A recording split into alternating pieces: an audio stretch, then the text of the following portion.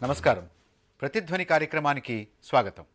గాంధీ జయంతి రోజు అక్టోబర్ 2వ తారీఖున నేరుగా చర్చలకు రావాలని చెప్పి ప్రభుత్వం పీపుల్స్ వార్, జనశక్తి సంస్థల యొక్క నాయకులకి ఆహ్వానాన్ని పంపించింది. ఈ ఆహ్వానాన్ని మన్నించి వారు చర్చలకు వస్తారు అనేటటువంటిది అందరూ అనుకుంటున్నటువంటి విషయం.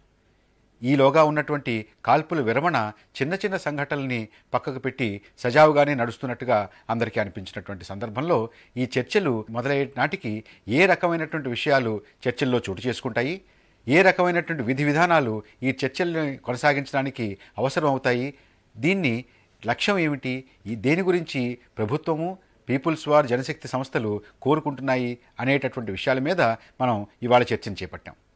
చర్చలో పాల్గొనడానికి 4 ప్రముఖులు మన స్టూడియోలో ఉన్నారు. వారిని పరిచయం చేసుకుని చర్చను ప్రారంభించుకుందాం. శ్రీ జి. కళ్యాణరావు, సుప్రసిద్ధ కవి, నాటక రచయిత, అరుణతార పత్రికకు సుదీర్ఘకాలం సంపాదకులుగా పనిచేసినటువంటి వీరు అంటరాని వసంతం అనే నవల ద్వారా సంచలనం సృష్టించారు. విరసం అధ్యక్షులుగా ఉన్న వీరు ప్రస్తుతం ప్రభుత్వానికి, పీపుల్స్ వార్కి మధ్య జరుగుతున్నటువంటి చర్చల్లో పీపుల్స్ వార్ ప్రతినిధుల్లో ఒకరిగా ఉన్నారు. శ్రీ పిరాట్ల వెంకటేశ్వర్లు గారు, కృష్ణాపత్రిక సంపాదకులు, నక్సల్స్తో చర్చల సాధ్యాసాధ్యాల మీద అనేక ఉన్నత స్థాయి సమావేశాలని నిర్వహించినటువంటి వారు. లెఫ్టినెంట్ జనరల్ ఏఆర్కే రెడ్డి, దేశంలో ఉగ్రవాదుల ప్రాబల్యం ఉన్న కాశ్మీర్, నాగాలాండ్ వంటి కీలక ప్రాంతాల్లో రక్షణ బాధ్యతల్ని నిర్వహించినటువంటి రిటైర్డ్ అధికారి. తీవ్రవాద సంస్థలతో చర్చలకు, బలగాలకు నాయకత్వం వహించిన ఉన్నతాధికారి. పరమ విశిష్ట సేవా పథకం, అతి విశిష్ట సేవా పథకాలని పొందినటువంటి వారు. శ్రీ చెన్నమనేని రాజేశ్వరరావు గారు, తెలంగాణ సాయుధ పోరాటంలో పాల్గొన్నటువంటి నాయకులు, భూ సంస్కరణల మీద, ఇతర ఆర్థిక, సామాజిక విషయాల మీద సమగ్రమైన అవగాహన ఉన్న సీనియర్ రాజకీయవేత్త. కళ్యాణరావు గారు, చర్చలు ఇవాళ ఏ దశకి చేరుకున్నాయి? చర్చలు ఈరోజు పీపుల్స్ వార్ పార్టీ నాయకుల్ని, జనశక్తి పార్టీ నాయకుల్ని ఆహ్వానించే దశకి చేరుకున్నాయి. జానారెడ్డి గారు లెటర్ ఇచ్చారు, 2వ తేదీ గాంధీ జయంతి రోజు మీరు రండి చర్చలకి అని చెప్పి ఆహ్వానించారు. సరే, ఆ లెటర్ని మేము పంపించాం. పీపుల్స్ వార్ ప్రతినిధులుగా, జనశక్తి ప్రతినిధులు మేము పంపించాం. కానీ ఒక 10-15 రోజుల్లో చర్చలు మొదలవుతాయి. ప్రతిష్టంభన అనేటటువంటిది మనం ఈ మధ్య చాలా తరచుగా పత్రికల్లో చూస్తున్నటువంటి మాట. ప్రతిష్టంభనకి ప్రధానమైనటువంటిది ఆయుధం అనేటువంటి ఒక పాయింట్. ఏ రాజకీయ పార్టీ అయినా తన స్వేచ్ఛగా ప్రచారం చేసుకోవచ్చు అని చెప్పి మాత్రమే పీపుల్స్ వార్ పార్టీ పెట్టింది. దానికి ఆయుధం అనేటువంటి పాయింట్ని కలిపింది గవర్నమెంట్, ప్రభుత్వం కలిపింది.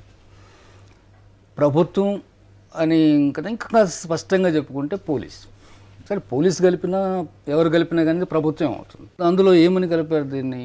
చర్చల కాలంలో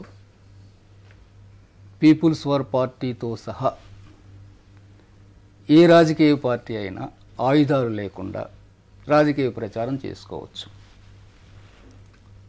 అది చర్చల కాలంలోనే, అంతే. ఆ తర్వాత మళ్ళీ కాదు. ఆయుధము అనేటువంటి మాట వచ్చినప్పుడు చర్చల కాలం కాదు. చర్చల కాలం అంటే ఎంతకాలం? అది నాగాలాండ్ తోటి 6 years నుంచి జరుగుతూ ఉంది. ఈ 7th క్లాస్ దగ్గర మనం పెట్టినప్పుడు మేము అప్పుడే చెప్పాము దీన్ని, ఇది అబ్జెక్షన్ వస్తుంది అని చెప్పేసి. 7th క్లాస్ ఎత్తేయమని చెప్పేసి పీపుల్స్ వార్ పార్టీ నుంచి వచ్చింది, జనశక్తి పార్టీ పీపుల్స్ పార్టీ నుంచి వచ్చింది. కానీ మొండిగా 7th క్లాస్ని మాత్రం అలాగే ఉంచాలనుకున్నారు. అందుకనే పీపుల్స్ వార్ పార్టీ, జనశక్తి పార్టీ ఏమన్నా ఏం చెప్పిందంటే తాజా ప్రతిపాదన పంపించింది. ఈ 7th క్లాస్ని మనం చర్చల్లో భాగంగా, అంటే ఎజెండాలో భాగంగా చర్చించుకున్నాం. ప్రస్తుతానికి దాన్ని పక్కన పెట్టండి. ఇప్పుడు ఎజెండాలో భాగంగా మనం చర్చించుకున్నాం. ప్రతిష్టంభన దాదాపుగా తొలగినట్లేనా? ప్రభుత్వానికి సంబంధించినంత వరకు తొలగిందని అనుకున్నప్పటికీ దీంట్లో ఉండే ప్రతిబంధకాలు రావడానికి కూడా అవకాశం ఉన్నది. ఒకటి, ఈ ప్రభుత్వం ఎంత చెప్పినప్పటికీ ఇది ప్రజాస్వామ్యబద్ధంగా ఎన్నికైనటువంటి ప్రభుత్వం, రాజ్యాంగబద్ధంగా పరిపాలించవలసినటువంటి ప్రభుత్వం ఇది. ఈ చట్టాలలో కేంద్ర చట్టం అంటే ఆయుధాలని ధరించడము, ధరించకపోవటం అనేటువంటిది సెంట్రల్ యాక్ట్ ప్రకారం జరిగేటువంటిది. ఎవరికైనా ఆయుధం కనుక లైసెన్స్ లేకుండా, ప్రభుత్వం యొక్క అనుమతి లేకుండా ధరించినట్టయితే అనుమతి లేకుండా ధరించినట్లయితే ఆ చట్టం కింద అతన్ని అరెస్ట్ చేయడానికి అవకాశం ఉన్నది. అయితే ఎంతవరకు జరుగుతుంది, ఎంతవరకు పీపుల్స్ వార్ గ్రూపు లేదా జనశక్తి గ్రూపు చర్చల సమయంలో కూడా అన్నప్పటికీ కూడా ఆయుధాలతో రాకపోయినప్పటికీ గ్రామాలు ఇప్పుడు వచ్చిన సమస్య ఎక్కడంటే జనవాసాలలో గ్రామాలలో ప్రచారం చేసుకునేప్పుడు ఆయుధాలతో వెళ్ళవద్దు అనేటువంటిది. ఆయుధాలతో వెళ్ళినప్పుడు ఏమవుతుంది, స్థానికమైనటువంటి పోలీసులకి లేదా అక్కడ ఉన్నటువంటి పోలీసు అధికారులకి ప్రభుత్వం మౌఖికంగా మీరేమీ చెయ్యవద్దని చెప్పినప్పటికీ చేయకుండా ఉన్నట్టయితే అది రాజ్యాంగబద్ధం అవుతుందా కాదా అనేటువంటి ఒక సమస్య వచ్చినప్పుడు ఇది మళ్ళీ సమస్య తిరగబట్టడానికి అవకాశం ఉన్నది. రాజేశ్వరరావు గారు, ఇప్పుడైతే మధ్యవర్తులతోటి జరుగుతున్నటువంటి చర్చల్లో దాన్ని పక్కన పెట్టాలి. నేరుగా వారితో మాట్లాడినప్పుడు ఇందాక కళ్యాణరావు గారు చెప్పినట్టుగా ఎజెండాలోనే ఒక భాగంగా 7వ దాన్ని అంటే ఆయుధాల విషయాన్ని చర్చించుకుందాం అనేటటువంటిది. అంటే తాత్కాలికంగా ఈ ప్రతిష్టంభన తొలగడమేనా? తాత్కాలికంగా తొలగినా ఇది చర్చలకు సానుకూలంగా సోపానంగా పనిచేస్తున్నంత వరకు ఈ తాత్కాలికమా సుదీర్ఘమా అనే చర్చలకు పోవడం కూడా ఉపయుక్తం కాదు. ఏ ప్రతిపాదన అయితే దీనిని అజెండాలో చేర్చండి 7వ పాయింట్ని, ఆయుధాలు పట్టుకొని తిరగడం సరి అయిందా కాదా, ఇందాక పిరాట్ల గారు చెప్పినట్టుగా రాజ్యాంగం దృష్టిలో అమల్లో ఉన్న చట్టాల వెలుతురులో ప్రజాస్వామ్య వ్యవస్థ యొక్క మౌలిక అంశాలను చూస్తే పోలీసు వాడు సుమోటో యాక్షన్ తీసుకోవచ్చు. కానీ ప్రభుత్వం కావాలని ఉద్దేశపూర్వకంగా దానిని ఒక విధంగా సస్పెన్స్లో పెట్టినట్టుగా అర్థం చేసుకోవాల్సి వస్తుంది. ఎప్పుడైతే దీన్ని నాయకులు వచ్చి మాట్లాడుతున్నారో సంతోషమే. మరి ఆ మాట్లాడేటప్పుడు ఈ సమస్య చర్చ కాకుండా అజెండాలో పెట్టుకుందామని అనడం కూడా ఒక రకంగా ఎవరినో నమ్మించడానికి కాదు, అజెండాలో తీసివేసినట్టుగానే భావిస్తున్నాను నేనైతే. అది అజెండాలో పెడదామని వీరు అడిగినా వారు చేసినా ఒకరినొకరు ఏదో అవసరం కొరకు వాడుకున్నట్టుగా ఉంది తప్ప సత్యం ఏమిటంటే అజెండాలో అది లేదు. నన్ను అడిగితే ఉండనక్కర్లేదు. మీరు సిన్సియర్గా ఉభయులు కనుక చర్చిస్తామనుకుంటే చర్చించండి, అనుకొరికే కాల పరిమితి పెట్టుకోండి. అజెండాలో చేర్చమన్నామని వీరు మనల్ని నమ్మమన్నా, అజెండాలో చేర్చాం కానీ అది ఇప్పుడు పక్కన పెట్టామని వారన్నా, ఇది అర్ధ సత్యాలు, ఒక విధంగా అసత్యాలు. లెఫ్టినెంట్ జనరల్ రెడ్డి గారు, మీరు ఇతర సాయుధులైనటువంటి సంస్థలతోటి భారత ప్రభుత్వం చేసినటువంటి చర్చల్ని బాగా దగ్గర నుండి చూశారు, పాల్గొన్నారు. వాటిల్లో ఆయుధాల గురించి, సాయుధులై తిరగడం గురించి ఉన్నటువంటి అప్పుడు ఉన్నటువంటి అనుభవాలు ఏమిటి? బోత్ సైడ్ సీజ్ ఫైర్ ఇప్పుడు జరుగుతుంది కదా, ఇంప్లిమెంట్ చేస్తున్నాం. ఇప్పుడు నేను ఆయుధం తీసుకుపోయే ప్రశ్నే లేదు. ఎక్కడైనా సరే వరల్డ్ ఓవర్ ఎక్కడైతే సీజ్ ఫైర్ అనే ఒక గవర్నమెంట్ కాల్పుల విరమణ అనేది ఒప్పుకున్నప్పుడు వెపన్స్ తీసుకొని పోవటం అనేది జరగదు. నాగాలాండ్లో కూడా జరగలేదు. ఐసాక్ సు మోవయ్య తోటి మాటలు జరిగినప్పుడు మొట్టమొదటి జరిగింది ఏంటంటే, మీరు ఆయుధాలు మీ దగ్గర పెట్టుకోండి, మీ చోట పెట్టుకోండి, మీ రహస్య స్థలాల్లో పెట్టుకోండి, మీరు ఎక్కడ పెట్టుకుంటారో పెట్టుకోండి. పబ్లిక్లో మూవ్ అయ్యేటప్పుడు, పబ్లిక్లో తిరిగేటప్పుడు ఆయుధాలతో మూవ్ అవటానికి లేదు. ఎందుకంటే ఈ నాగాలాండ్లో కానీ మణిపూర్ ఏరియాస్లో కానీ వేరే వద్ద ఎన్ఎస్ఏ నాయం గ్రూప్స్ ఉన్నప్పుడు లా అండ్ ఆర్డర్ ఉంది కదా, అక్కడ పోలీసు ఉంది కదా, యంత్రాంగం ఉంది కదా, చట్టం ఉంది కదా. ఈ చట్టానికి విరుద్ధంగా ఎవరైనా సరే తీసుకుపోవడానికి లేదు. ఈ నేపథ్యంలో ఒప్పుకోవాల్సింది ఏంటంటే, నేను ఫైర్ చేయను, మీరు ఫైర్ చేయరు, అందువల్ల దానికి అవసరం ఏముంది అన్న? It's a fair justice. అది నా అభిప్రాయం. అది జరిగింది నాగాలాండ్లో, అది జరిగింది త్రిపురలో, అది జరిగింది బోడోల్యాండ్లో, మన దేశంలోనే జరిగింది. ఇక్కడ కాల్పుల విరమణ అంటే ఆయుధాలు లేకపోవటం అని కాదు, ఆయుధాన్ని ఉపయోగించకుండా ఉండటం. తర్వాత సార్ మాట్లాడేటప్పుడు చట్టం అన్నారు. పీపుల్స్ వార్ పార్టీకి సంబంధించినంత వరకు ఆయుధం అనేది చట్టపరిధి కాదు, అది సిద్ధాంతానికి సంబంధించింది. ప్రభుత్వం ఒకవైపు, సాయుధ పోరాటాన్ని నమ్ముకున్నటువంటి పార్టీలు ఒకవైపు కూర్చుంది. అండ్ లా అండ్ ఆర్డర్ అనేది నీకు ఆయుధం తీసుకుంటే అంటే పోలీసు కూడా ఆయుధాలు లేకుండా ఉండాలి. ఇక్కడ మీరేం చెప్తా ఉన్నారు? చట్టానికి దాన్ని అడ్డం పెట్టేసి వాడి చేతిలోనేమో ఆయుధాన్ని నిరాయుధుని చేస్తున్నారు, చట్టం పేరుతో యువతలేమో ఆయుధంతో ఉన్నారు. అది కాదు, that's not correct. నిరాయుధులు అంటే వీళ్ళు నిరాయుధులు అయినందువల్ల వాళ్ళని అరెస్ట్ చేయటం లేదు కదా, వాళ్ళని చేయట్లేదు. నిరాయుధులు అవటం వల్లే వాళ్ళు క్రైమ్ చేయటం లేదు. మిగతా వాళ్ళు ఉన్నారు కదా, ఇప్పుడు పీపుల్స్ వార్ గ్రూప్ కానివ్వండి, ఏదైనా కానివ్వండి, వాళ్ళతో use the word group. It is CPI-ML people's war party. Right, war party ఏమనమంటారు చెప్పండి. అదే అంటే పార్టీ 12 రాష్ట్రాల్లో కాంగ్రెస్ పార్టీ ఎన్ని రాష్ట్రాల్లో ఉందో అన్ని రాష్ట్రాల్లో ఉన్నటువంటి పార్టీ. అయితే ఒక్కటే డిఫరెన్స్ ఏంటంటే తక్కిన పార్టీలన్నీ రాజ్యాంగబద్ధంగా గుర్తించబడినటువంటి రాజకీయ పార్టీలు, ఈ రాజ్యాంగాన్ని మేము అంగీకరించినటువంటి రాజకీయ పార్టీ మాది అని చెప్పి పీపుల్స్ వార్ చెబుతున్నది. రాజ్యాంగం అంటే ప్రజలు తయారు చేసుకున్నదా లేకపోతే ప్రజలకు కాకుండా ఉందా? ప్రజలు అంగీకరించిందా? ప్రజలు అది అంగీకరించిందా? ఎవరైనప్పటికీ 60-70% మంది ప్రజలు. మీరు నాకు క్లారిఫై చేయండి. ప్రజలు ఒప్పుకున్నటువంటి పార్టీని రాజ్యాంగబద్ధం కాదు అని అంటే ఎట్లా? మీరు ప్రజలు ఒప్పుకున్నారనేటువంటి దానికి కొలమానం ఏమిటి? ఇన్ని సంవత్సరాలుగా ఇంత నిర్బంధం జరిగినా కానీ అది ఈరోజు ఒక గవర్నమెంట్ చర్చల దాంతో జరపడానికి ప్రిపేర్ అయింది అని అంటే దాని శక్తి ఏమిటి? కళ్యాణరావు గారు చెప్పినట్టుగా వారి సొంత అభిప్రాయం అది, వారి పార్టీ అభిప్రాయం, లేక వారి పార్టీకి ప్రాతినిధ్యం వహిస్తున్నప్పుడు అభిప్రాయం. పీపుల్స్ వారు ఈ రాజ్యాంగాన్ని అంగీకరించడం లేదు. అసలు ఈ రాజ్యాంగం కూడా ప్రజలు అంగీకరించింది కాదు అని ఖరాఖండిగా చెప్తున్నారు. రాజ్యాంగాన్ని ధిక్కరిస్తూ ఉన్నారు. తర్వాత ఆయుధాలు మా సిద్ధాంతం అంటున్నారు. ఇందాక వారు చెప్పారు స్పష్టంగా, మా సిద్ధాంతం గురించి కాంప్రమైజ్ లేదు అంటున్నారు. అది పక్కన పెట్టి మాట్లాడమంటే మేము పట్టుకురావడం లేదు, కొట్టడం లేదు, కానీ చేతులు పుచ్చుకొని మా దళాలు తిరుగుతాయి. మీటింగ్కి వచ్చినప్పుడు పట్టుకురాకపోవచ్చు, కానీ మా గ్రామాలకు అది జీవనం ప్రమాణం, అది తప్పకుండా ఆయుధం లేనిది మేము బ్రతకలేము అని అన్నీ చెబుతూ ఉన్నప్పుడు రాష్ట్ర ప్రభుత్వం దాని గురించి ఒక రాజకీయ నిర్ణయం చేయాలి. చేసిందని నేను అంటున్నాను. అవును, ఇందాక పిరాట్ల గారు చెప్పినట్టు రాజ్యాంగ నిబంధన కానీ చట్ట బంధన కానీ పోలీసు వాళ్ళ కళ్ళు కానీ మూసి అక్కడ పెట్టి ఈ తాత్కాలికమనండి లేక తాత్కాలికంపై దీర్ఘకాలంలో పరిణామం చెందబోతున్నది కానివ్వండి, ఈ ప్రత్యేక పరిస్థితుల్లో ఆంధ్ర రాష్ట్రంలో గత కొన్ని దశాబ్దాల అనుభవం తర్వాత ఈ ప్రభుత్వం ఒక ప్రత్యేకమైన విధాన ప్రకటన చేస్తున్నది. అదే వారు రాసిన ఉత్తరం. దయచేయండి అన్నారు. 7th క్లాస్ గురించి చర్చిద్దాం, అజెండాలో పెట్టమన్నారు. వారికి సులభంగానే అజెండాలు పెడితే మా కర్తవ్యం మీరిపోయింది, మీ అభిప్రాయం కలిసి వచ్చింది, అజెండాలు పెడదాం, అజెండాలో ఆఖర్లో పెడదాం అంటే అర్థం ఏమిటి? అజెండాలో లేదు అని అర్థం. అలాంటి పరిస్థితికి ప్రభుత్వం వచ్చినప్పుడు కానివ్వండి. రాజ్యాంగానికి సంబంధించి ఒక మాట సార్ తోటి, రాజ్యాంగాన్ని ప్రజలు తయారు చేసేదా కాదనేదే నా పాయింట్ ఇక్కడ.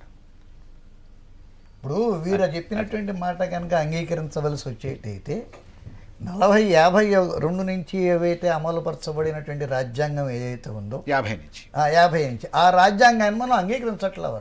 ఎవరు? మీరు. అంటే అసలు దానికి వెలిడిటీ మేము ఎప్పుడూ చెప్తున్నాము. ఇప్పుడు లిటరరీగా నేను చెప్పేదేనండి, ప్రజల కొరకు, ప్రజల వలన, ప్రజల చేత అనే ప్రాథమిక సూత్రం, డెమోక్రసీకి ఉన్న ప్రాథమిక సూత్రం ప్రకారంగా రాజ్యాంగబద్ధంగా రాజ్యాంగంలో ఉండేటువంటి అంశాలని కానీ అది తూచా తప్పకుండా జరిపితే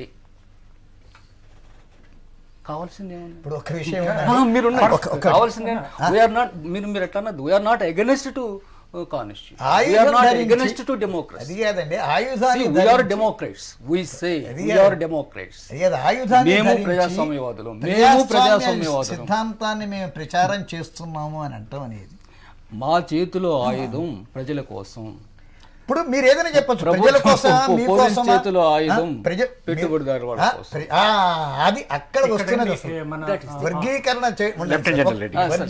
చేయడం, మీరు ఆయుధాన్ని పట్టుకొనటం అనేటువంటిది అది ప్రజల కోసం అని మీరు అంటున్నారు.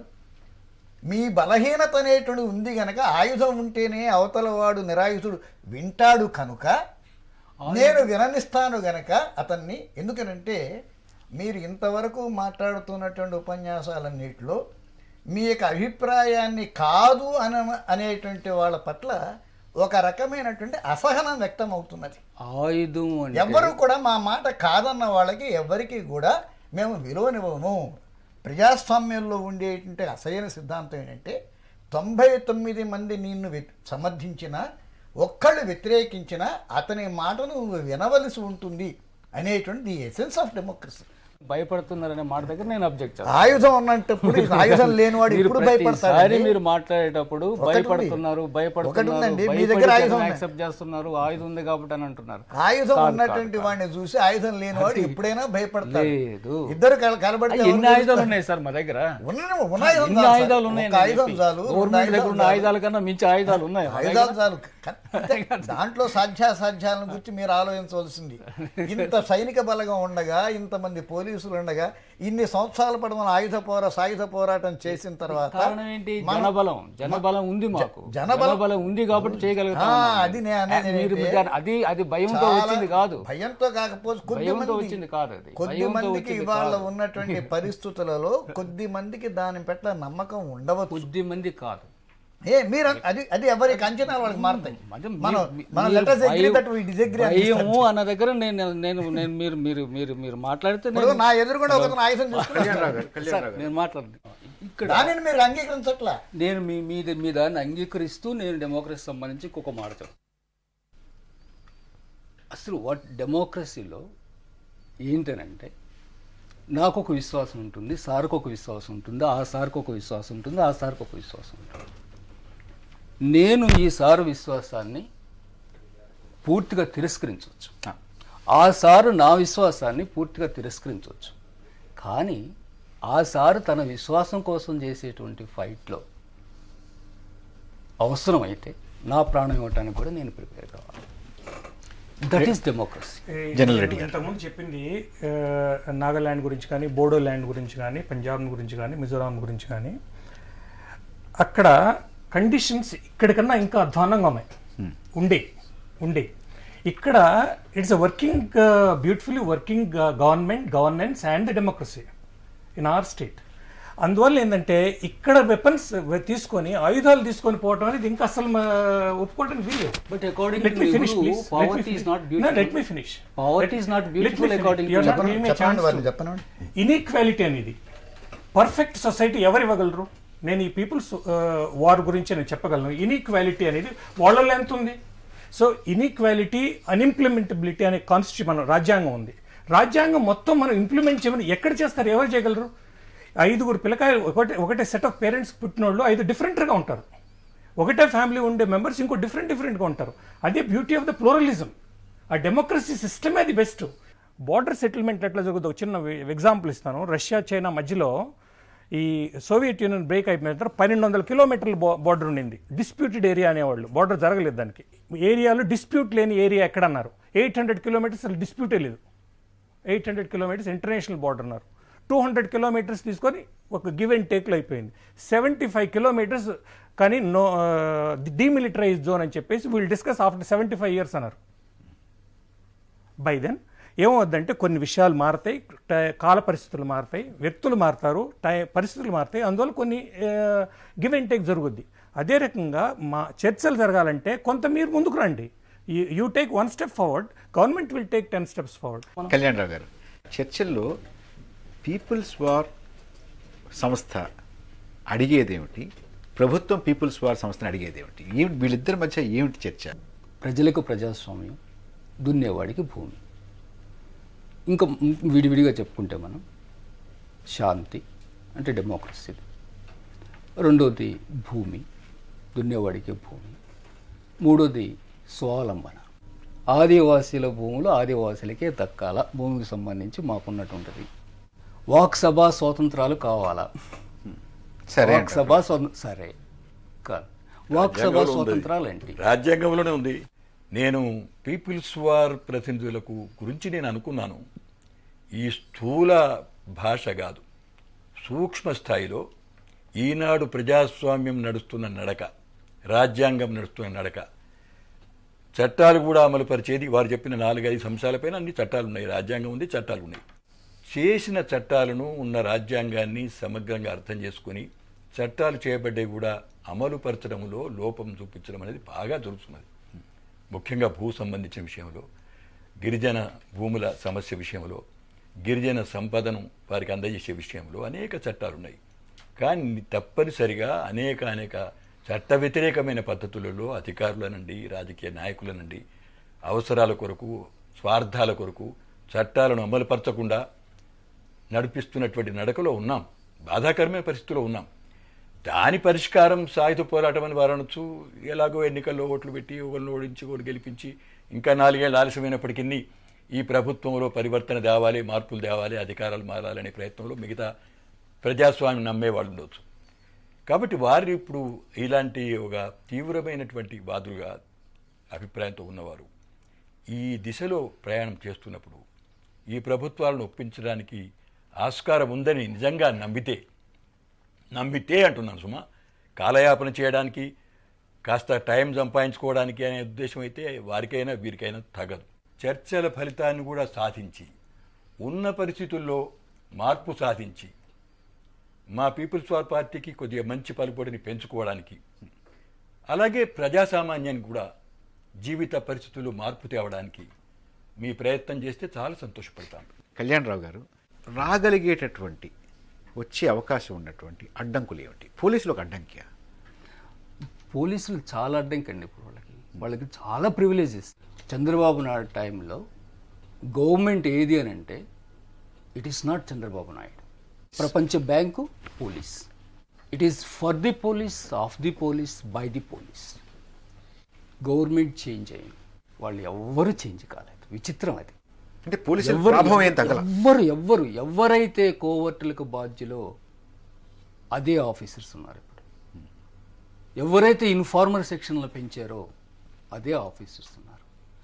ఎవరైతే నల్ల ఆదిరెడ్డిని, నరేష్ని, సంతోష్ రెడ్డిని, వీళ్ళని అన్డెమోక్రటిక్గా చంపేశారో, శౌర్య పథకాలు తీసుకున్నారు, వాళ్ళే ఈరోజు ఉన్నారు. వాళ్ళు ఉన్నంతకాలం దే ట్రై, చాలా వరకు మ్యాక్సిమం ఆయుధం అనేటువంటిది పెట్టిందే వాళ్ళు. ఇప్పుడున్న డీజీపీ కూడా దీనికి అడ్డమేనా? I'm not going personally. Argument totally going one-sided. It is not one-sided. It is not exactly one-sided. It's a discussion. It is This is a going panel to discussion. justice. No, it's a న్యాయం వైపు what you వెళ్తాం consider justice, dialogue. న్యాయం అనుకునేది, ధర్మం అనుకునేది, not necessarily ధర్మం అని ఇంకో పార్టీ. జనరల్ రెడ్డి గారు మీరు చెప్పిన న్యాయం. గాంధీ మహాత్ముడు కన్నా హింసవాదం సార్ మేము. You believe are not. మీరు గాంధీ కన్నా నాన్ వైలెన్స్ అయి ఉండొచ్చు, మీరు గాంధీ గారి కన్నా ఎక్కువ ఇదే ఉండొచ్చు. మావోయిస్ట్ ప్రిన్సిపల్స్ కూడా మీరు ఫాలో అవుతున్నారు కదా. Maoist principles are the weapons.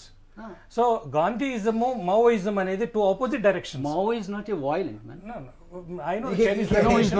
I know Chinese. I'm expert on that matters. And then you're born with that.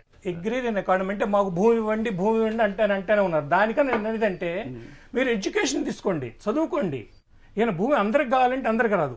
ఒక రోజుకి ప్రతి ఇప్పుడు Adivasi areas of I come from Adivasi area. Incidentally నేను Bihar regiment, complete Adivasi, Jharkhand is my area. So అందుకని ఏంటంటే ఆదివాసీ అక్కడ ఉన్నంత ఆదివాసీ మన స్టేట్లో లేరు ఇన్ ఎనీ కేస్. సో అక్కడ distribution of land has not taken place. అక్కడ డిస్ట్రిబ్యూషన్ ఆఫ్ ద ల్యాండ్ అక్కడ ఏం చేశారంటే ఎవరు దున్నుకున్నారో వాళ్ళదే తీసేసుకున్నారు. అప్పటికప్పుడు ఉండింది అట్లనే ఉండిపోయింది. కొత్తగా వచ్చిన వాళ్ళందరికీ ఎడ్యుకేషన్ మీద బయటికి పంపించేశారు అక్కడి నుంచి. ఇక్కడక్కడ జరగట్లేదు. అందువల్ల ఏంటంటే అగ్రేరియన్ ఎకానమీ పెట్టుకొని ఈ ల్యాండే మాకు ఇవ్వండి, భూమి ఇవ్వండి, 5 ఎకరాలు 2 ఎకరాలు, ఒక రోజు ముందుకు పోయేటప్పటికి 5 గజాలు కూడా దొరకదు. మన పాపులేషన్ ఎక్స్ప్లోజన్ అవుతా ఉంది. కళ్యాణరావు గారు, మీ పీపుల్స్ వార్ సంస్థ కార్యదర్శి చర్చలు కూడా యుద్ధంలోనూ ఉద్యమంలోనూ ఒక వ్యూహం, ఒక భాగం అని అన్నారు. ప్రభుత్వం కూడా దీని ఒక వ్యూహం కింద ఒక వాళ్ళు మీతో చేసేటటువంటి యుద్ధంలో ఒక భాగం కింద పరిగణిస్తోందని మీరు అనుకుంటున్నారా? వాళ్ళు ఏమనుకుంటున్నారు అనేది మీరేమనుకుంటున్నారు? మేమైతే చాలా క్లియర్గా యుద్ధము, శాంతి, సాయుధ పోరాట రంగంలో అనేది చర్చలను ఒక భాగంగానే మేము ఫీల్ అవుతున్నాం. ఇది ఒక భాగం. రాజేష్ గారు, ఇది ఒక వారు చేసేటటువంటి ఉద్యమంలో ఒక భాగంగా, ఉద్యమంలో ఒక భూమికి మాత్రమే అనేటటువంటిది. ఉద్యమంలో భూమిక భాగం అనడం కూడా న్యాయమే, వాస్తవమే. ఇటు ప్రభుత్వానికి కూడా, వారు కూడా ప్రభుత్వం వాళ్ళు ఉండొచ్చు, కానీ వారికి కూడా ఒక పార్టీ ఉంది, వారికి కూడా ఒక దార్శనికత ఉంది, వారి దృష్టిలో కూడా అనేక సంస్కరణలు కావాల్సి ఉండొచ్చు. అందులో వారు కూడా ఇది ఒక భాగంగా భావించవచ్చు. ఈ చర్చల ద్వారా సార్థకాన్ని ప్రజలకు చూపెట్టగలిగితే, ప్రజల్లో సంతృప్తిని విశ్వాసాన్ని సంపాదించుకోగలిగితే, లేక ఇద్దరు కలిసి ఇచ్చిపుచ్చకం ద్వారా సమన్వయంగా సమతూకంగా ఒకరు ఓడిపోయినట్టు ఒకటి గెలిచినట్టు కాకుండా సంస్కరణలు సాధించి ఇదివరకు లేనివి ఇప్పుడు సాధించి పెట్టడం వల్ల ఉభయులకు గౌరవం ప్రతిపత్తి పెరగవచ్చు. చర్చలు నడిచేటువంటి ధోరణి, చర్చల యొక్క లక్ష్యం, అది అందరూ అనుకునేది ఏంటంటే ఇవన్నీ కూడా తప్పకుండా విజయవంతం కావాలి, సఫలం కావాలి అని. సఫలం అయినటువంటి రోజు మీకు ఆయుధాల యొక్క అవసరం ఉండదు, మీరు వాటిని పక్కన పెడతారు, దించేస్తారు అని ఆశించవచ్చు. అసలు ఆయుధం సమస్య కాదు సార్ ఇక్కడ. మీరు ఇప్పుడు కూడా దీన్ని చర్చలకు ముందు ఆయుధం అవుతుంది, చర్చల తర్వాత ఆయుధం అవుతుంది. ఆయుధం సమస్య సామ్రాజ్యవాదానికి ఇప్పుడు నేను ఒక్కటి చెప్తున్నాను, ప్రపంచ బ్యాంకుకు వ్యతిరేకంగా నేను ఫైట్ చేస్తాను, విధానాలకు వ్యతిరేకంగా నేను ఫైట్ చేస్తాను, నాకు అండ కావాలని చెప్పి రాజశేఖర రెడ్డి గారిని అనమనండి. People's party is ready to do that. Globalization అందరం కలిసి పనిచేద్దాం సార్. అంటే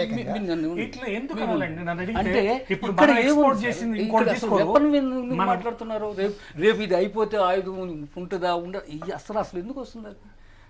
so before dialogue it is not the question of weapon, and after dialogue it is not the question of weapon, is the question of people problems. ప్రజల సమస్యల కోసం మనం కూర్చున్నాం చర్చల్లోకి, ఆయుధం మాట కాదు. ప్రభుత్వం ఒక పక్కన, పీపుల్స్ వార్, జనశక్తి సంస్థలు మరొక పక్కన, ఈ ఇరుపక్షాల మధ్య చర్చలు తప్పకుండా విజయవంతం కావాలని అందరూ కూడా కోరుకుంటున్నారు. ఇది రాష్ట్ర చరిత్రలోనే ఒక నూతన అధ్యాయానికి తెరలేపుతుంది అని అందరూ కూడా ఆశిస్తున్నారు. ఈ భూమి మీద మన రాష్ట్రంలో ఉన్నటువంటి భూభాగంలో ఏ ఒక్క ప్రాంతము కూడా రక్తసిక్తం కాకుండా, కన్నీటితో తడవకుండా చూసుకోవాల్సినటువంటి బాధ్యత అటు పీపుల్స్ వార్ జనశక్తి, ఇటు ప్రభుత్వము, ప్రజా సంఘాలు వీరందరూ కూడా తీసుకోవలసినటువంటి పరిస్థితి ఉంది. ఈ అవకాశాన్ని ఒక సువర్ణ అవకాశంగా వినియోగించుకోవాలని చెప్పి అందరూ కూడా ఆశిస్తున్నారు. ఈ చర్చని ఇంతటితో ముగిద్దాం. రేపు మరొక ముఖ్యమైనటువంటి అంశం మీద చర్చతోటి ప్రతిధ్వని కార్యక్రమం మీ ముందుకు వస్తుంది. నమస్కారం.